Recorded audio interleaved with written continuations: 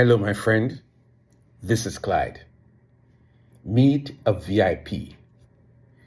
I'm sure you know who is a VIP, so there's no need to spend time sorting that out. But in case you are having a brain fog moment, let me shuffle your memory. A VIP is a very important person. See, I knew you'd remember. How many VIPs have you met recently, say over the past year or probably 6 months? And what was the meeting like? Brief? Just a handshake and a how are you? A meeting with just the two of you? Someone who drove past you and waved at you? I wonder if that VIP would remember you if I showed him your picture or if I called your name to him. Of course, some of us are VIPs and it is a part of our regular life to meet other VIPs or to meet some people who are excited about meeting a VIP. Well, let us talk about a VIP, one with capital and great significance, one with a great purpose. I'm starting from the place of the most fundamental of details of who you are. You know, like how you would be introduced to, say, Priscilla, the daughter of the president of a country. The meeting takes on an element of importance and honor at that moment. For many people, they would be on their best behavior, while for maybe a few others, they couldn't care less. But let us get down to the meat of the matter. Someone meets you for the first time and they learn that you are a Christian. That is just the opening line to a great conversation. A Christian is someone who follows Christ, and Christ is the most important person in the whole wide world. He is the God who is the Son of God. He is one who created the world and one who came to earth and died and came back from the dead 3 days later and accepted that death to have been the means by which you can become a Christian. That is your base identity. Well, what does all of that mean? You asked the right question.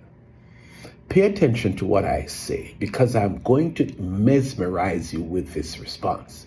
I want you to listen carefully because this statement is applicable to every Christian, including you.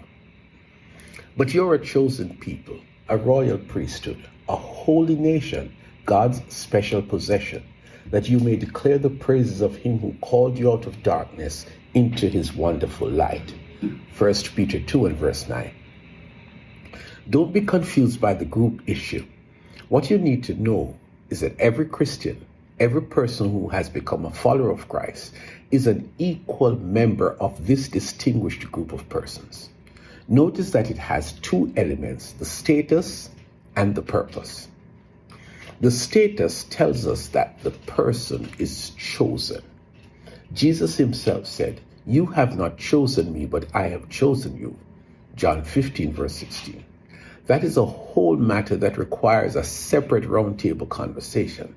But that is the Christian, someone who was chosen by Jesus.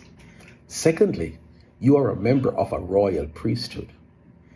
You have made them a kingdom of priests to our God, says Revelations 5 and verse 10. Think about the complexity of that statement.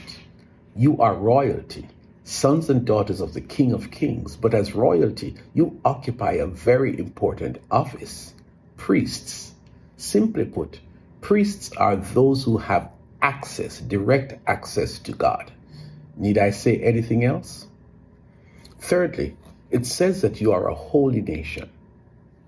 The minute you became a Christian, your citizenship was changed. Jesus said, "I have given them your word, and the world has hated them, for they are not of the world any more than I am of the world." John 17, verse 14. The Christian is a part of this nation that has been created for humans who give their lives to Christ. And so one of these days, it won't be long from now, you will leave earth and go to your actual nation to live forever. Take a few seconds and do a jump and do a celebration about your citizenship status. The fourth piece says that you are God's special possession. It is not like you are a slave to God. Not at all. In fact, it is the very opposite. For as many as received him, to them gave he the power to be called the sons of God, even to them who believe on his name. John 1 and verse 12. In other words, you're a child of God, adopted into God's family, and God is your Father. That is so exciting that I don't have words to describe it. Let me just put it into perspective. Prior to you becoming a Christian, you were a slave to sin, a slave under the vile and deadly and destructive management of Satan. When Jesus rescued you, he did not purchase you to become his slave. Rather, he made you a son or a daughter of God, which means that you are free from slavery, and now you are a real child of God. That is the first part of your identity. Now let us talk about the second piece. The big statement that I made earlier says that you have an assignment, a very important assignment. You have been assigned to show forth the praises of him who has brought you out of darkness into his marvelous light. That, my friend, gives you a different kind of importance. I wish we had more time to explore that, but I will say it in two different ways and keep it simple. Firstly, Jesus commissioned his earliest followers to do something huge. He told them that everywhere they went, they should tell people about him. They should introduce him to people with one purpose, that those who hear the message would want to become a Christian just like yourself. Matthew 28, verses 19 to 20. That is not optional. That is our assignment as Christians, to win others for Jesus. The second way of expressing it is a fancy way of saying it. We are therefore Christ's ambassadors, as though God were making his appeal through us. We implore you on Christ's behalf, be reconciled to God. 2 Corinthians 5 and verse 20. An ambassador has privileges, diplomatic privileges. An ambassador is on special assignment on behalf of the country that he comes from. An ambassador reports directly to the king or the president of that country. I will end by saying to you, my Christian friend, embrace your identity and carry out your role as an ambassador for Jesus.